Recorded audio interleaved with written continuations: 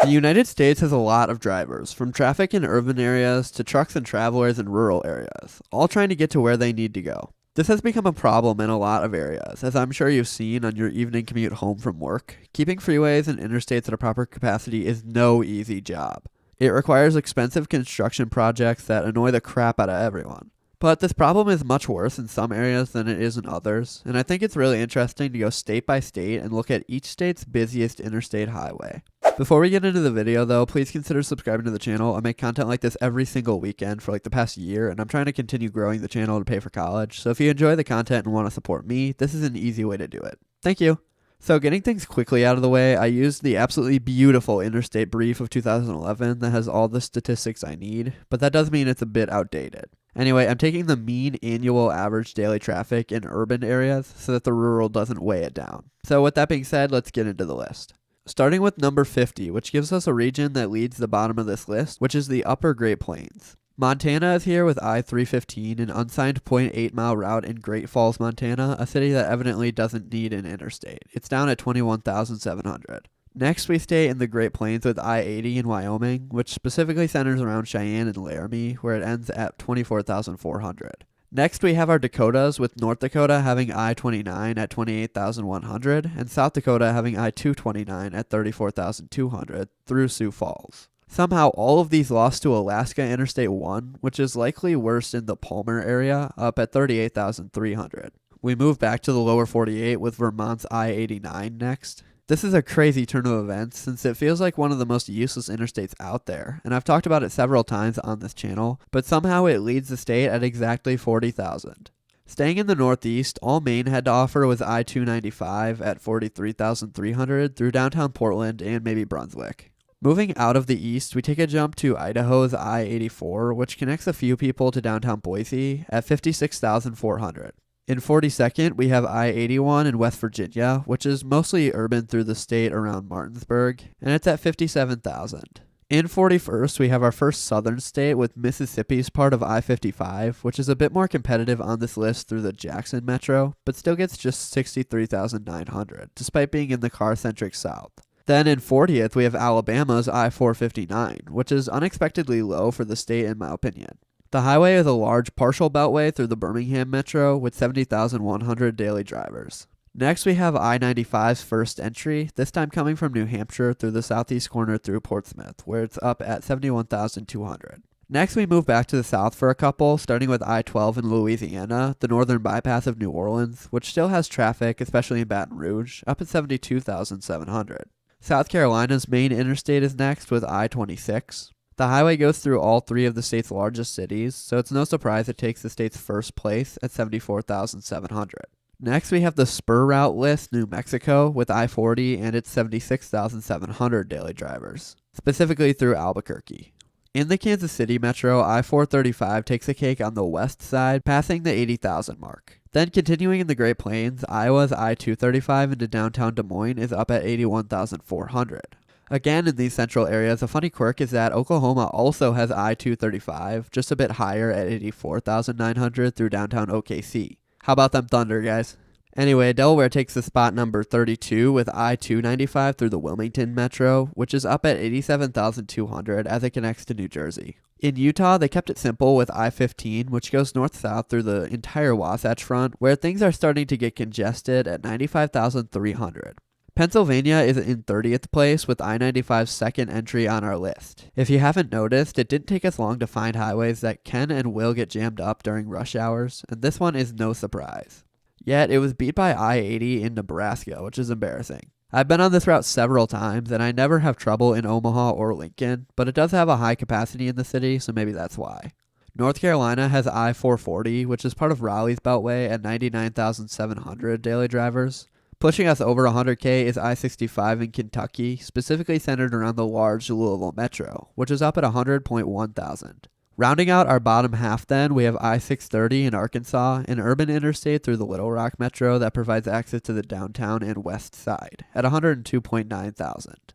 So now at the halfway mark, I stated before that all of these interstates now struggle with congestion during rush hour, but as we get higher on this list, you get into the highways that either have issues with traffic or simply provide a vital connection for drivers in large cities. So in 25th place, we have Minnesota's I-394, which connects from the Beltway straight into downtown Minneapolis, which is where the traffic is the worst. It's up at 103.7 thousand. Next, Connecticut's portion of I-91 through the cities of Hartford and New Haven jumps on the list at 106.1 thousand. And then Ohio has I-270, which is interestingly in Columbus rather than Cleveland or Cincinnati, up at 106.9 thousand.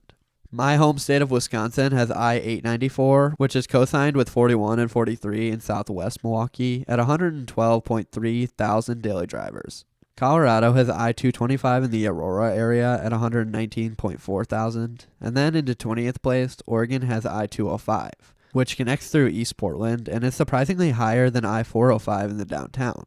It's up at 106.8 thousand. Hawaii gets pretty high on this list with Hawaii Interstate 1, the largest connection on Oahu, at 129.9 thousand. In 18th place, we have Tennessee's I-240, the large Nashville partial beltway. This is a big connecting highway through a car-centric metropolitan area, so it's no surprise it's up at 133,000. Washington beats it out though with I-405 in the eastern Seattle metro at 136.3 thousand. And just beating Washington would be Michigan's I-696 at 136.6 thousand.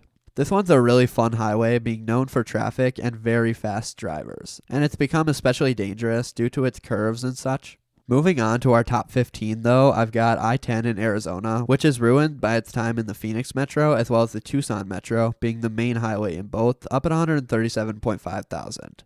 Interestingly, New York is a bit lower than I thought, with I-495, otherwise known as the Long Island Expressway. This is an incredibly important highway that sees 138.8 daily drivers per segment. Rhode Island finally places highly on a list at 13th place with I-95's third and final entry, as it goes directly through downtown Providence and Pawtucket at 140.7 thousand.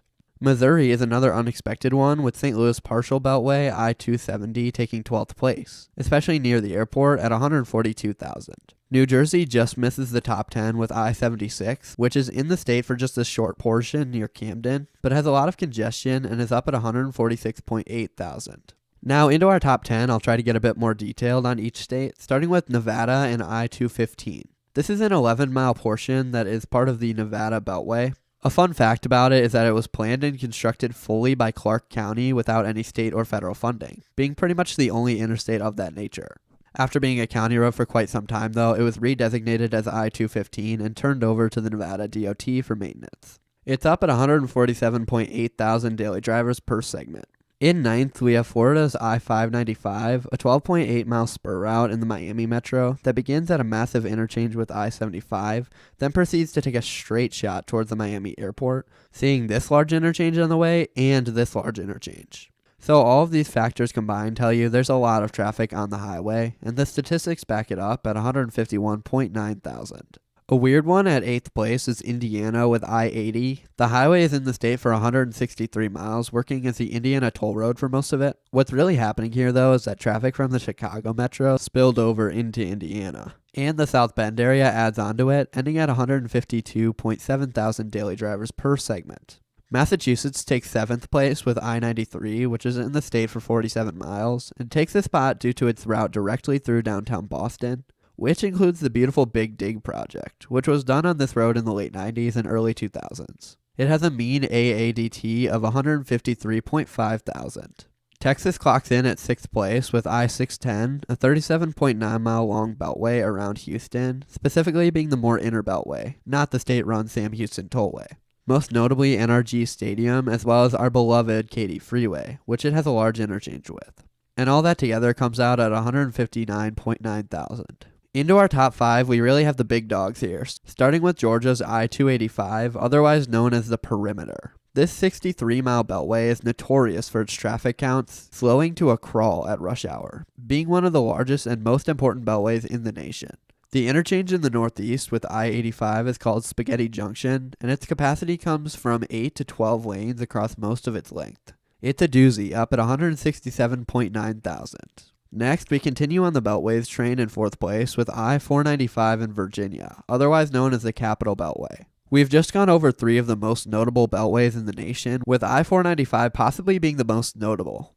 It has its own spaghetti junction at the interchange with I-95 and I-395, and the capacity is similar to the perimeter, being incredibly built up to hold its 187.6 thousand daily drivers per segment. Into third place, we have Illinois' portion of I-90, marking the highest two-digit interstate on our list. This is a tiny bit misleading because I-90 is in Illinois for 123 miles, most of which is urban and within the Chicago metro. It goes straight through downtown as well as right past the O'Hare International Airport and Guaranteed Rate Field. It deals with the city's abysmal traffic up close and personal, passing the 200,000 mark at 202.9 thousand. Into second place, we have a really fun one with Maryland. What you'll notice about this is that it's also I-295 or the Capital Beltway. This means that highway took 2 of the top 4 spots, which is impressive. There's not a ton more to say, but this side gets more into the Baltimore side of things, finding the area smushed between the two, getting hurt by traffic from both areas, pushing up to 203.8 thousand. Very quickly before we get into our top spot, I wanted to mention the busiest rural interstate, which would be I-95 in New Jersey, which is technically designated as rural for 5 miles, presumably in the south, but is still up at 126.6 thousand, an impressive feat. But in first place, it's not particularly close at all, with I-405 in California. The 405 has been known for a long time as the busiest interstate route, or the interstate route with the worst traffic, and as of midday Friday, it looks pretty congested around the Santa Monica and Beverly Hills area. It has airport traffic, tourist traffic, and then a ton of commuting from the whole coastal part of the metro along its 72-mile length. It does the best it can, but with an insane 273.1 thousand daily drivers per segment, there's not a ton that can be done, and the traffic is just abysmal. That's it though. I hope this brings some attention to the situation a lot of these cities find themselves in with traffic, especially with those extremely vital and important routes that end up carrying a ton of traffic. It's just what happens, but efforts to improve them end up turning into these massive mega freeways, which are cool and not cool depending on how you look at it. Thanks for watching. Thank you to the members this week: Jameson Headley, Colonel Potter, Eric Hare, James Cermak, Sir JC17, Cedric Zhang, Jerome McCall, The Big Fruit, Andres Quintero, Jesse Cook, Lufty Hefskinatran, J.O. Enrico, The Autistic City Skylines Fan, Richard Law, Jake Huffs, Alexander Lichko, Laura Halliday, The Road Dude, Charles Watson, Aiden Kyles, Somnam Woods, The Happy Hodag, Reginald Wilkerson, Grant Dickerson, Midwest Railfan 88, DS, Richard Holwell, Mick Kastner, D, Stephen Phillips, CJ Brick, Big Pasty, Resin Contrarian, House of the Wolf, Bunny, Brock Sanders, Stephen Priestman, SB Wilder, Florida Jake, Alex Williams, Makita Martinoff, Kurt Ainsley, JMS162, Bryson, Rosebud 4, Darkbird, Wolfwing 73, Snyder Schwein, Benjamin Ridings, and Ryan Devens.